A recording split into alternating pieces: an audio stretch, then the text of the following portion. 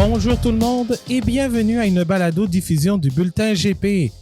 Mon nom est Abdoussal et je vous accueille à l'émission d'après-course du Grand Prix des Pays-Bas 2025. Il s'agit du premier balado depuis les vacances, donc c'était depuis l'après-course du Grand Prix de Hongrie. Je l'avais fait avec Julien Légaré-Turcotte et François Carignan de la monoplace directement de Rimouski. Mais cette fois-ci, je le fais tout seul.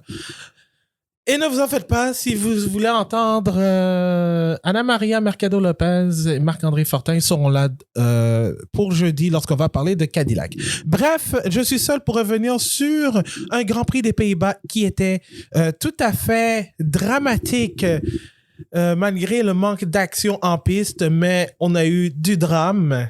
Je vais vous donner le classement de cette épreuve provisoire au moment où on se parle.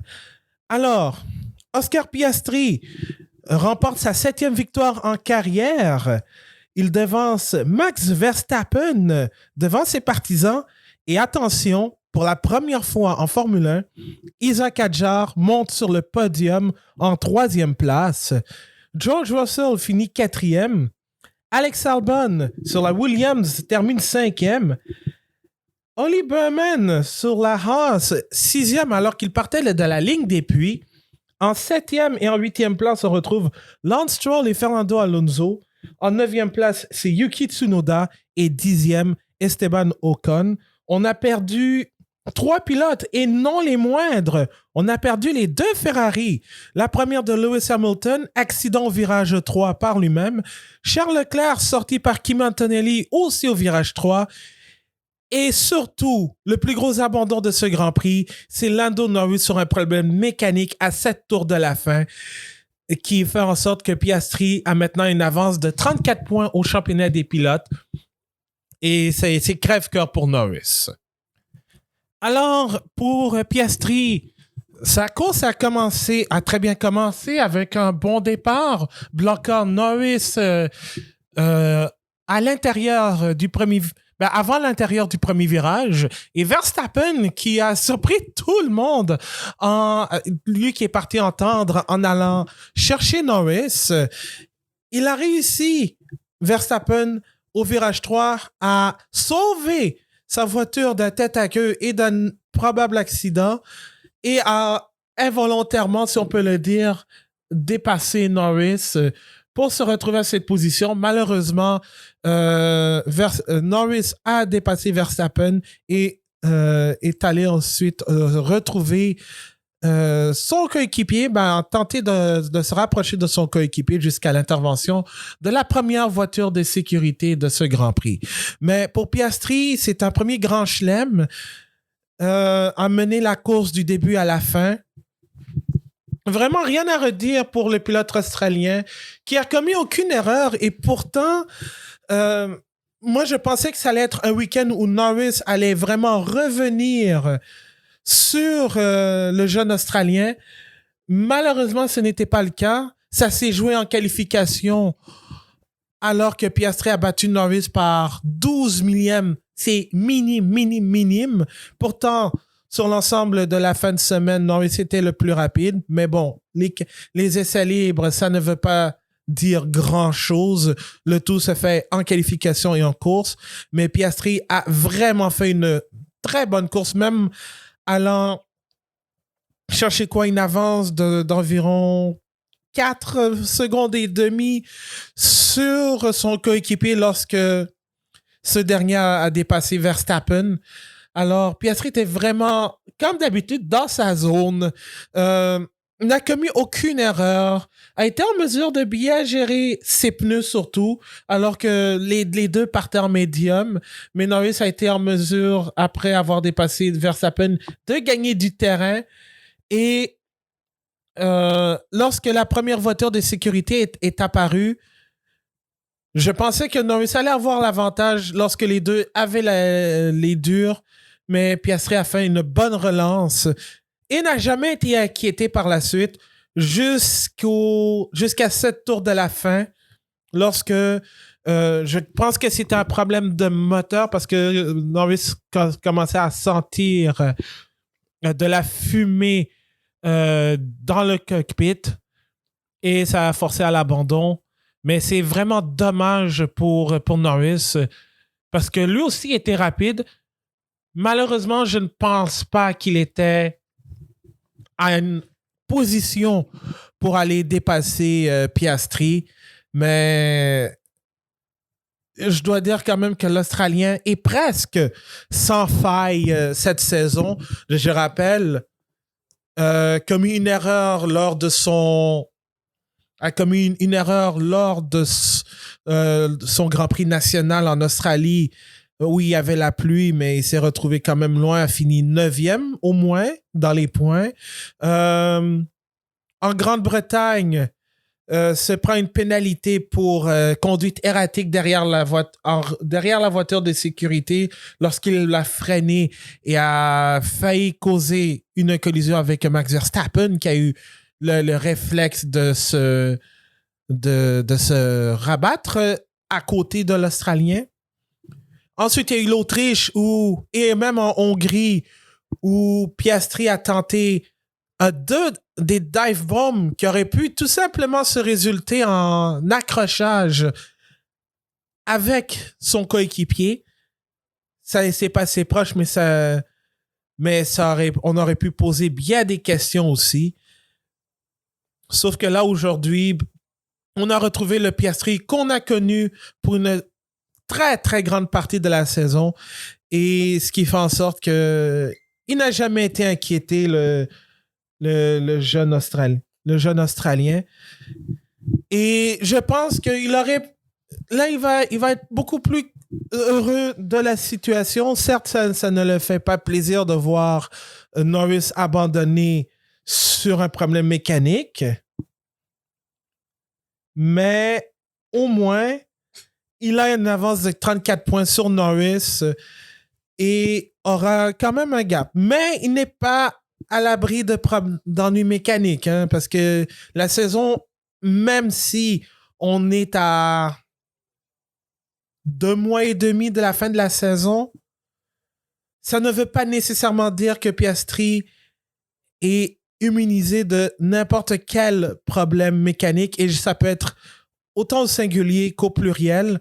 Alors là, il a un bel avantage pour accroître son avance, mais en même temps, Norris, on l'a vu aussi après sa bêtise à Montréal, il s'est repris avec une victoire en Autriche et en Grande-Bretagne, ainsi qu'en Hongrie, malgré un sprint et un Grand Prix où Piastri a été devant. Alors, s'il y a bien quelqu'un qui est capable de revenir après un abandon ou une bourde, c'est bien Norris. Mais aujourd'hui, force est d'admettre que Piastri a été le meilleur des deux. Norris a été rapide, mais pas assez pour rivaliser avec Piastri. Malheureusement pour Norris, c'est dommage.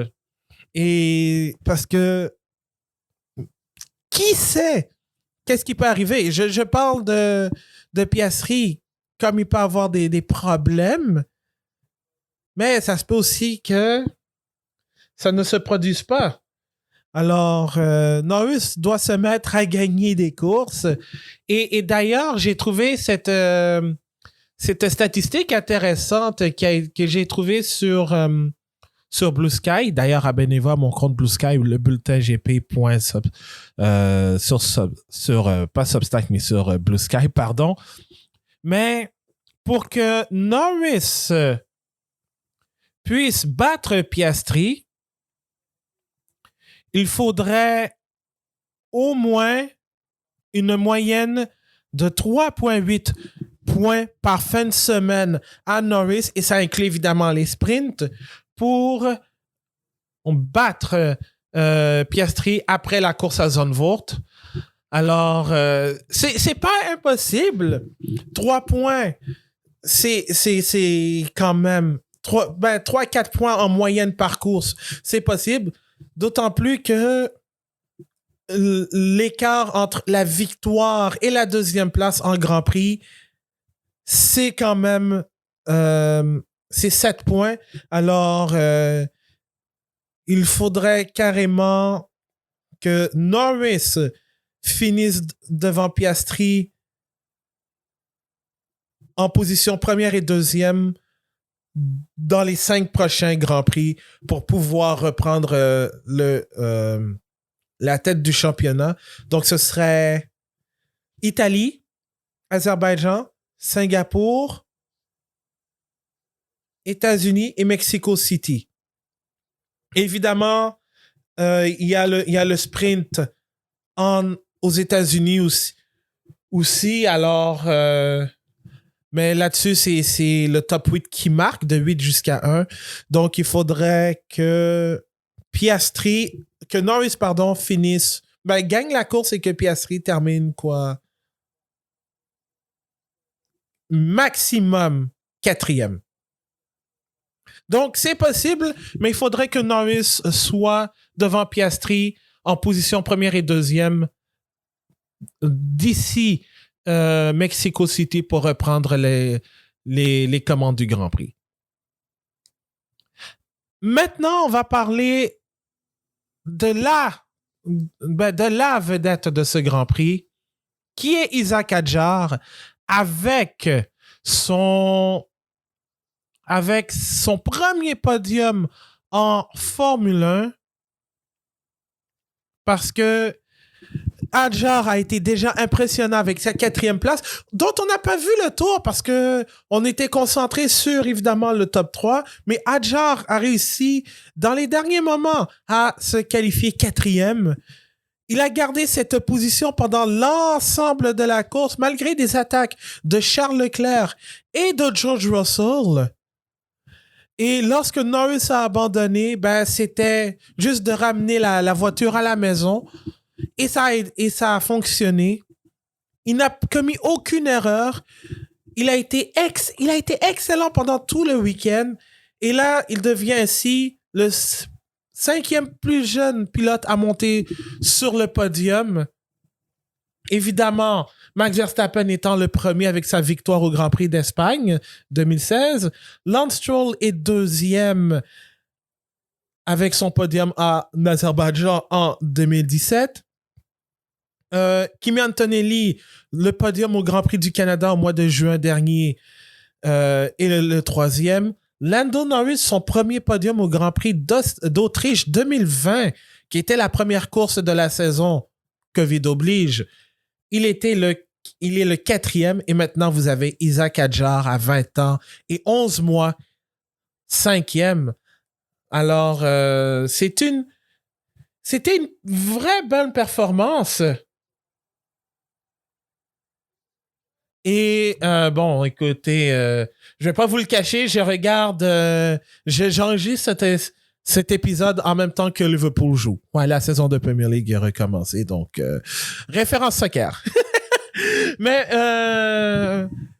en fait, le truc, c'est que Hadjar, je pense qu'il y en a beaucoup qui, dans le podcast, je pense entre autres à Marc-André, qui disait que Hadjar allait être la recrue de l'année.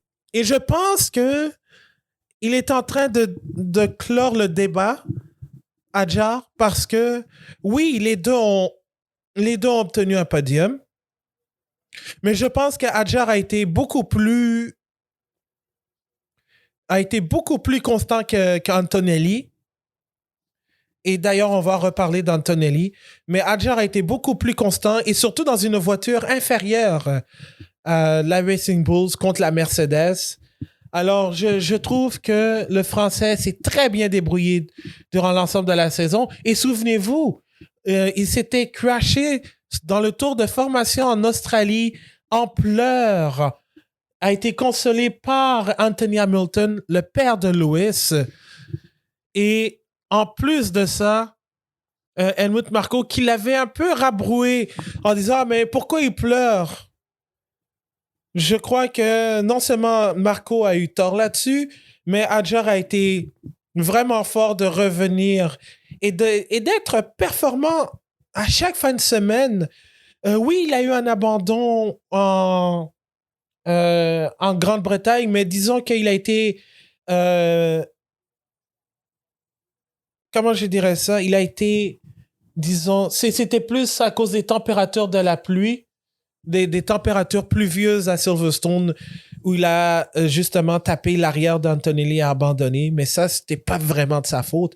Mais sinon, en général, pour une première année recrue, avec la Racing Bulls, il fait très, très bien. Évidemment, il y a la question, est-ce que c'est mieux de le promouvoir chez Red Bull l'année prochaine? Non, non, non. Isaac, si jamais tu entends ceci, refuse. Ça peut être un cadeau empoisonné, même si les nouvelles voitures sont là et même s'il n'y a plus de Christian Horner chez Red Bull. Mais vraiment, ça a été une excellente course pour Hadjar, qui est vraiment sur un 7e ciel en ce moment. Et je crois que oui, il a été voté pilote du jour, mais je le donne quand même à Oscar Piastri parce que réaliser un grand chelem, c'est quand même... c'est pas quelque chose qu'on peut faire à toutes les courses, surtout quand on mène un Grand Prix, surtout quand on part de la pole. Alors, vraiment, performance exceptionnelle pour Hadjar.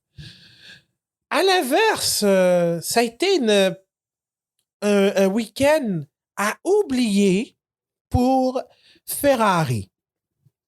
Je sais qu'on a l'habitude de vraiment se moquer de Ferrari, mais aujourd'hui, il n'y a pas vraiment matière à se moquer d'eux parce que d'un premier temps, la voiture n'était pas performante.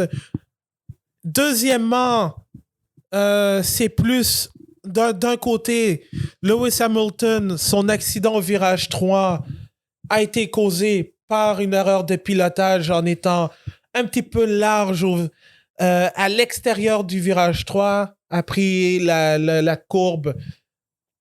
Il a mal négocié puis s'est retrouvé dans le mur. C'est une très rare erreur, en fait, de la part d'Hamilton.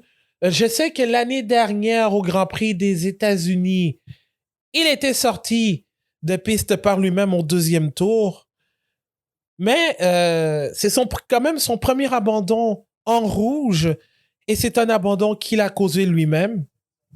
Alors, là-dessus, c'est plus une erreur de pilotage plutôt que de stratégie de la part d'Hamilton ou autre chose. Et du côté de Charles Leclerc, si tout ça ne s'était pas produit, je parle des accrochages avec les 2 Mercedes, un qu'il a vraisemblablement causé avec George Russell, l'autre causé par Kimi Antonelli. Je pense que Leclerc aurait pu finir sur le podium, mais je crois qu'il s'est fait avoir dans le premier arrêt au puits où Russell est revenu devant lui. Alors, je pense que là-dessus, Leclerc était frustré, mais son abandon n'était entièrement pas de sa faute. Reste à voir maintenant, puis j'en reparlerai un peu plus tard, s'il est s'il est plus en faveur d'être pénalisé ou non, parce que je crois que le contact qu'il a causé avec George Russell, je pense que c'est lui qui l'a causé. Alors, j'ai plus l'impression que Leclerc pourrait être... Si jamais il est reconnu coupable, je pense qu'il va être pénalisé au Grand Prix d'Italie, étant donné qu'il n'a tout simplement pas terminé la course. Sinon, est-ce qu'on pourrait dire que Russell l'a carrément poussé l'a légèrement forcé hors piste? Ça me surprendrait, mais d'après moi, Leclerc, je pense qu'il pourrait être pénalisé, mais là-dessus, l'abandon avec Antonelli, c'était beaucoup trop optimiste. Je reparlerai justement de ce cas dans un point parlant des commissaires de piste. sinon, si ça a été un désastre pour Ferrari, c'est une joie pour Max Verstappen. C'est une course à la maison pour lui.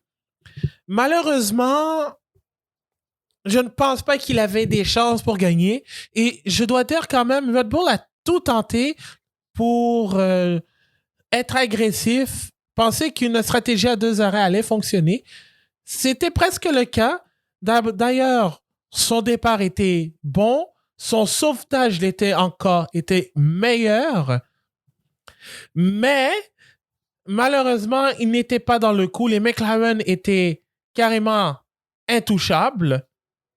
Et en plus de ça, au moins, il finit deuxième.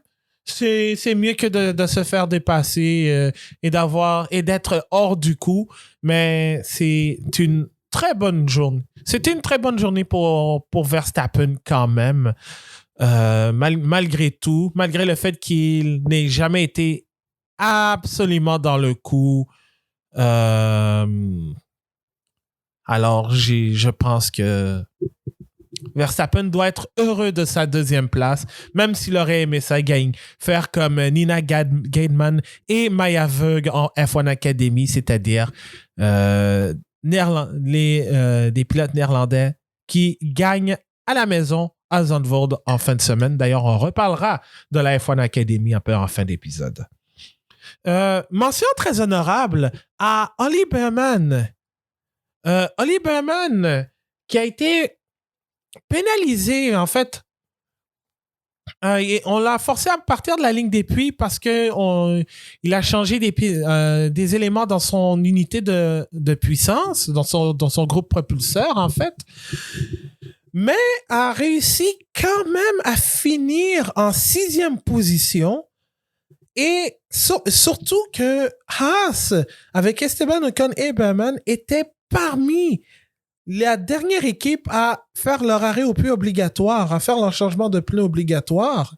Alors, et j'entendais justement avant d'enregistrer l'épisode de Bearman à l'émission d'après-course sur la chaîne YouTube de la F1 et sur F1 TV qu'il voulait tenter le coup avec une voiture de sécurité parce que oui, la course c'était pas très intéressante côté action. Il y a eu très peu de dépassements, mais il y a eu de la voiture. Mais il s'attendait à avoir une voiture de sécurité et surtout aussi peut-être que la pluie qui est arrivée en début de course fasse quelque chose parce que Bearman est parti avec les pneus durs, pardon.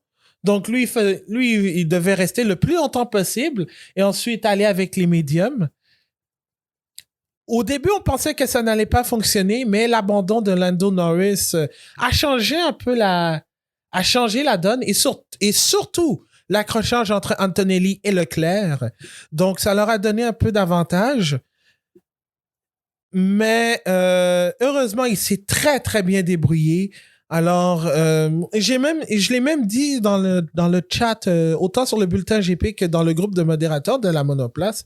Je pense que c'est sa meilleure course en carrière, au-delà même de celle qu'il avait faite avec Ferrari au Grand Prix d'Arabie Saoudite l'année dernière, alors qu'il avait remplacé Carlos Sainz à pied levé. Je pense que Bearman a fait de l'excellent travail, a été propre. Je sais que sur un tour lancé, la Haas, c'est pas vraiment fameux, mais en course, quand les occasions se présentent, autant lui que Esteban Ocon sont capables de se présenter et ça a fonctionné, d'autant plus que non seulement Bearman finit 6e, mais Ocon hérite de la 10e place avec la pénalité de 15 secondes imposée à Antonelli, d'abord pour l'accrochage avec Leclerc, mais aussi pour avoir roulé trop vite dans la ligne des puits, donc à 5 secondes de plus. Mais Ocon doit être tout aussi content, mais vraiment, Bearman a été excellent. Et parlant de mention honorable, Alex Albon, qui termine 5e, certes, course anonyme dans les circonstances où on ne l'a pas beaucoup vu, mais j'ai vraiment l'impression que après des courses difficiles pour Williams, cette 5e place est un baume pour non seulement pour les pilotes thaïlandais, mais pour l'équipe. Alors que les choses auraient pu être différentes pour Carlos Sainz, qui était, d'après moi, celui qui était aussi bien placé pour marquer des points. Alors, et de toute façon, je reparlerai de Carlos Sainz parce que je pense que sur la planète F1 actuellement, il y a un consensus concernant la pénalité de l'Espagnol. Mais pour revenir à Albon, je dois dire, il a vraiment été bon, s'est tenu hors des problèmes. Alors, vraiment, chapeau à Albon, malgré une course un peu dans l'anonymat. Sinon, il y a une autre équipe qui mérite des applaudissements et c'est Aston Martin. Parce que c'était un week-end mitigé. Ça a bien commencé lors des essais avec Lance Stroll 3e. Fernando Alonso aussi dans le top 5 lors de la 2e. Malheureusement pour Stroll, il a eu un accident lors de la FP2. Et en qualification, Stroll en Q1 est sorti de piste, a accidenté sa voiture, est parti, s'est qualifié dernier.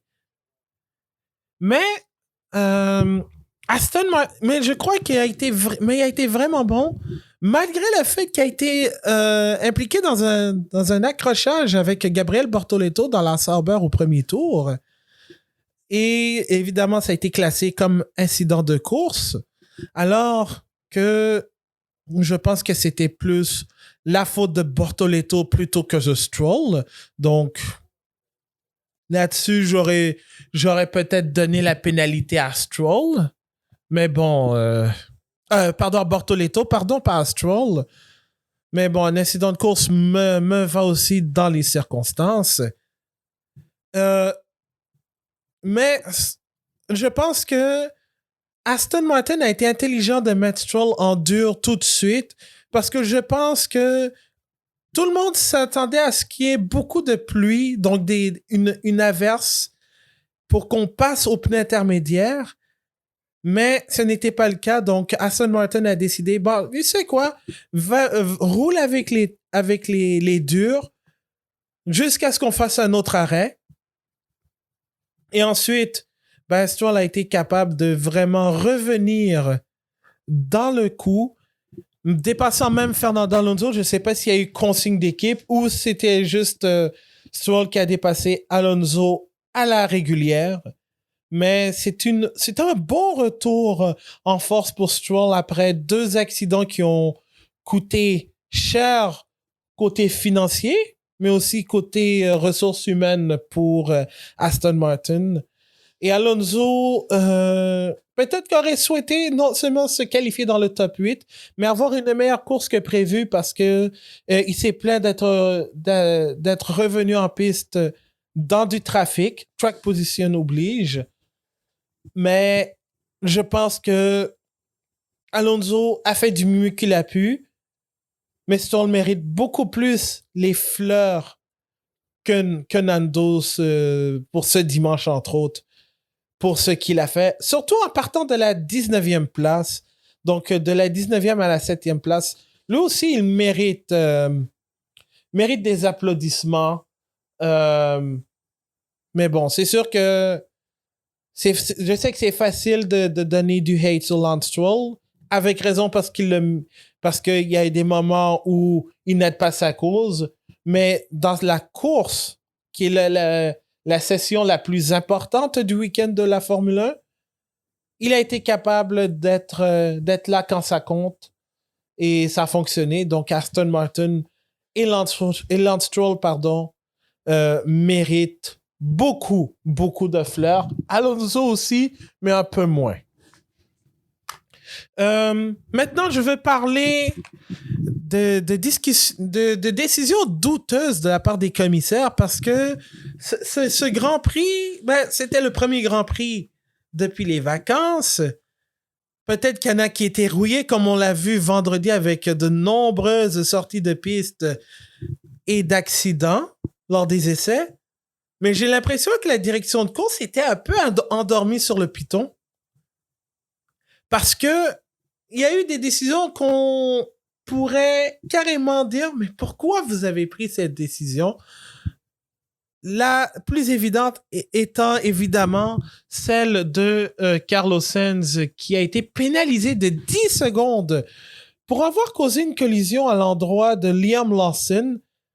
Donc, c'était à la relance justement de la course après la voiture de sécurité causée par l'accident de Lewis Hamilton.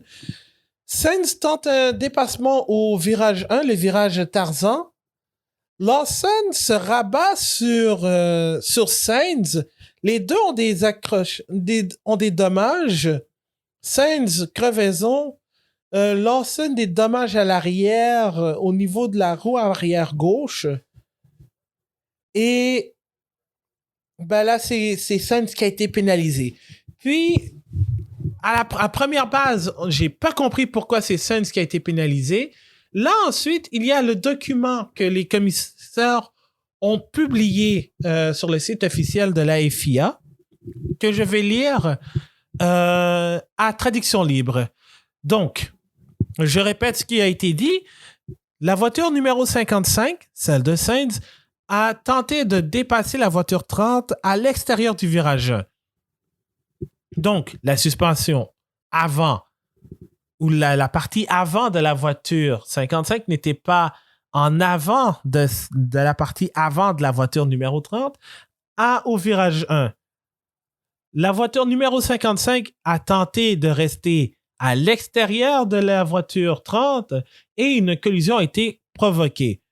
Nous considérons que la voiture 30 avait le droit à son virage et ainsi la voiture 55 a été complètement ou partiellement blâmée pour cette collision.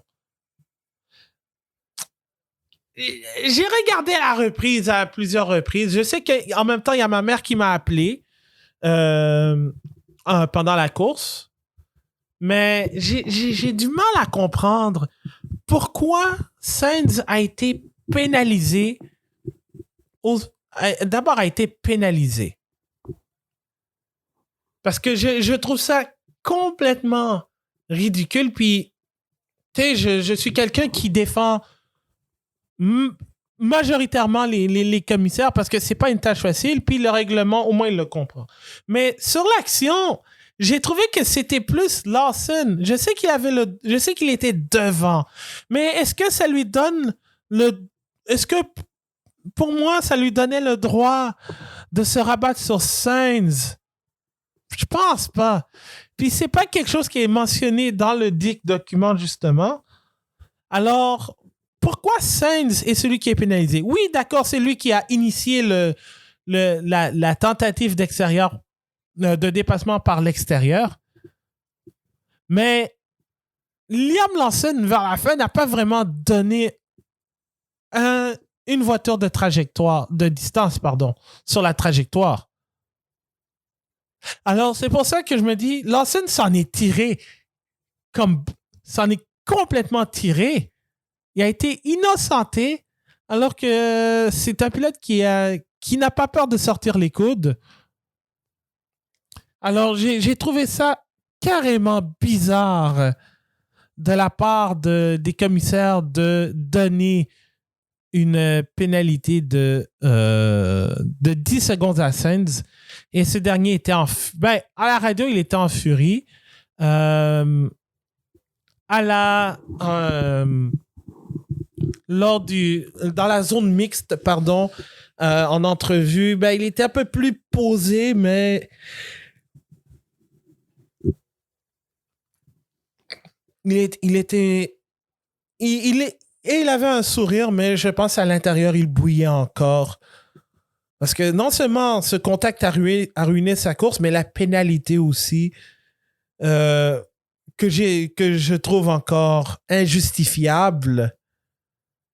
Alors, je sais pas. J'ai plus l'impression que Sainz s'est fait avoir plutôt que d'être puni. Aussi, il y a eu une situation dans laquelle j'évoquais le dépassement, le dépassement de soi sur Bortoleto. À la chicane après la deuxième zone de DRS du circuit, Bortoleto tente un dépassement sur Stroll. Les deux entrent en contact et Bortoleto a un aileron avant qui pendouille. À la reprise, on montre justement le dit bout d'aileron sur la piste dans laquelle je crois Stroll et Lando Norris ont tout simplement roulé dessus. Alors, moi, j'ai pas compris.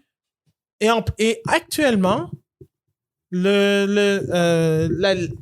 Bortoleto est sous enquête pour conduite avec une voiture potentiellement dangereuse parce que il y avait justement des débris et un bout de son aileron avant, la partie qui flappait comme un oiseau, elle était encore attachée. Mais moi, j'ai une question. À quoi sert le drapeau meatball? Donc, le drapeau noir à pastille orange. Parce que si c'est pour implanter ce drapeau pour ne pas l'utiliser quand une situation se produit comme celle qu'on a assistée, pourquoi on n'utilise pas ça? Pourquoi on doit laisser les commissaires le mettre sous enquête? Parce que moi, pour ça, j'aurais dit carrément de brandir le drapeau meatball plutôt que de nous dire on va enquêter sur après la course et tout ça. J'ai trouvé ça carrément ridicule comme décision de ne tout simplement dire écoute, complète la course quand tu peux et ensuite si jamais il y a quoi que ce soit, tu vas la perdre anyway. J'ai trouvé ça ridicule. Mais bon, c'est peut-être une directive. C'est peut-être une directive de la FIA. Mais moi, celle-là, tout comme la pénalité à Carlos Sainz, je ne l'ai pas compris. Autre truc que j'ai pas compris du tout. L'accrochage entre Russell et Leclerc. Ça va être décidé après la course. Après la course. Moi, il me semble que c'était clair. Parce que là-dessus, je pense que Leclerc a causé la collision. Je pense pas que Russell a tant poussé Leclerc hors piste. Alors moi, j'ai trouvé ça vraiment bizarre. Weird. Mais bon, la décision est toujours en cours en ce moment. Peut-être qu'on aura des nouvelles d'ici là, mais moi, j'ai l'impression que, comme j'ai dit un peu plus tôt, moi, je pense que la faute va revenir à Charles Leclerc plutôt qu'un incident de course parce que, oui, c'était ambitieux, mais il a quand même causé la collision plutôt que l'inverse, je trouve. Cependant, je dois leur dire que la pénalité de 10 secondes à Kimi Antonelli pour avoir causé la collision avec Charles Leclerc, qui a fait en sorte que ce dernier a abandonné, je pense qu'elle était 100% correcte et évidente même, parce que Antonelli a tenté de dépasser Leclerc à l'intérieur du banking Hugenholtz. Je pense que j'ai vu personne tenter justement un dépassement. Il y a eu quelques occasions, mais plusieurs, ou voire même tout le monde s'est rétracté, sauf Antonelli. Alors, la décision de donner 10 secondes, elle est amplement justifiée, elle était rapide. Et justement, c'est un point que j'ai oublié. Peut-être que la raison pour laquelle Russell Leclerc, l'incident est revu après la course et non pendant, je pense qu'il voulait avoir non seulement peut-être l'avis de la part des deux clans, autant Leclerc que Russell ou Ferrari-Mercedes. Donc, peut-être là-dessus, c'était pour avoir une explication plus claire de ce qui s'est passé. Mais dans le cas de Leclerc-Antonelli, je pense que c'était une pénalité slam dunk, comme j'aime le dire. Alors, je ne pense pas que je ne pense pas qu'il y avait un point mitigé ou une circonstance atténuante. Antonelli a très mal jugé son move. C'était opportuniste, pour reprendre les mots de Charles Leclerc. C'était très opportuniste de tenter un dépassement là et de repartir devant. Je pense que Antonelli a juste manqué de patience sur l'action. Donc, le 10 secondes, elle était méritée. Tout comme le 5 pour avoir roulé trop vite dans la ligne des puits. Je crois que c'était lorsqu'il est revenu au puits avec un pneu en moins, en fait. Donc, j'aimerais avoir votre opinion là-dessus sur la pénalité de Sainz. Est-ce que vous pensez que l'Espagnol méritait les 10 secondes? Est-ce que, comme moi, vous trouvez qu'elle est injuste, tirée par les cheveux? Est-ce que vous comprenez la décision de la FIA de le sanctionner? Laissez-le-moi en commentaire. Laissez-le-moi savoir en commentaire ou sur mes plateformes de réseaux sociaux, sur Facebook, Threads, Instagram et Blue Sky surtout. Alors, avec tout ça, j'ai fini de parler du Grand Prix de Formule 1 des Pays-Bas. Je vais vous donner le classement des pilotes après cette épreuve. Alors, Oscar Piastri, maintenant, détient une avance de 34 points sur Lando Norris, le plus gros qu'on a jusqu'à présent cette saison. Donc, c'est 309 contre 275 pour l'Australien. Max Verstappen est troisième avec 205 points. George Russell est quatrième avec 184.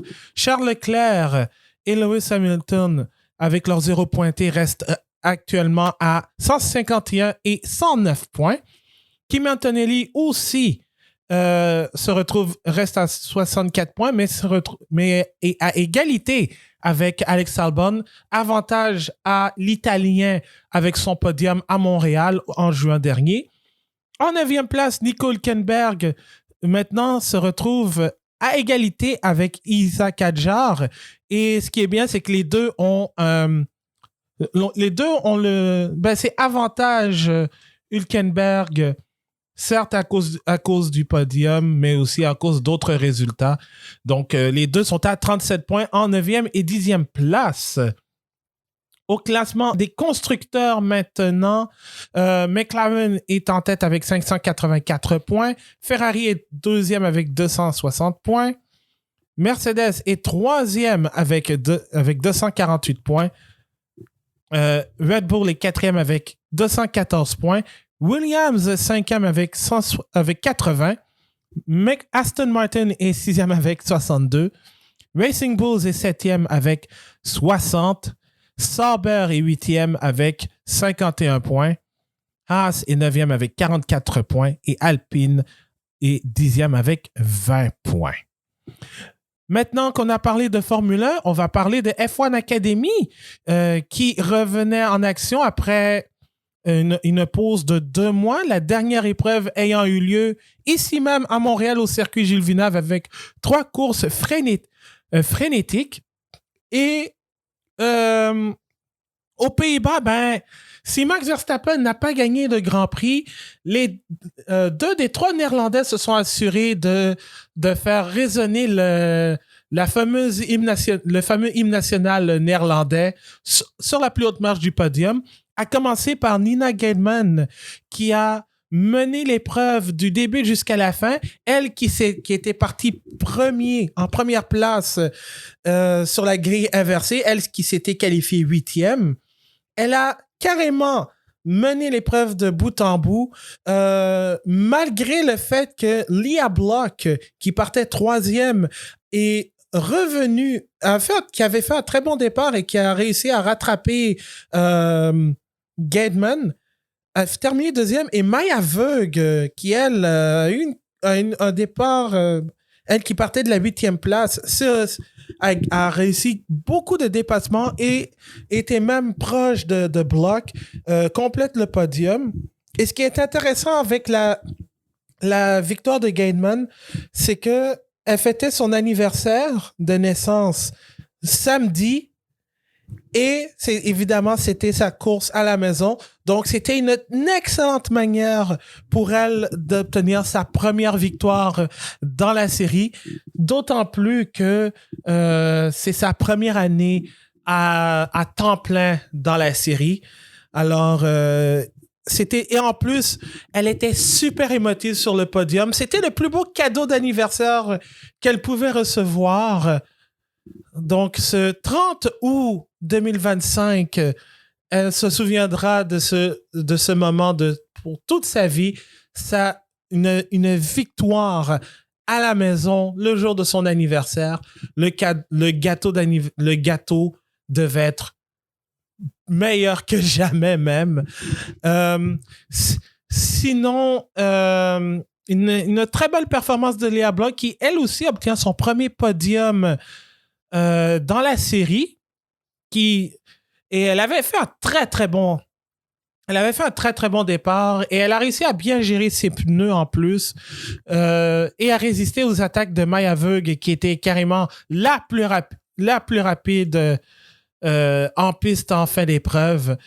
Donc, elle a vraiment tenu le coup durant cette course. Alors, c'est ça. Donc, ça a été une très, très belle... Ça a été une belle première course pour revenir après le chaos de Montréal. Alors, vraiment très impressionné par cette première course. Et Nicolas Verda qui avait été doublement pénalisé pour avoir dépassé Dorian Pain sous drapeau rouge lors des essais libres, a fait une belle remontée.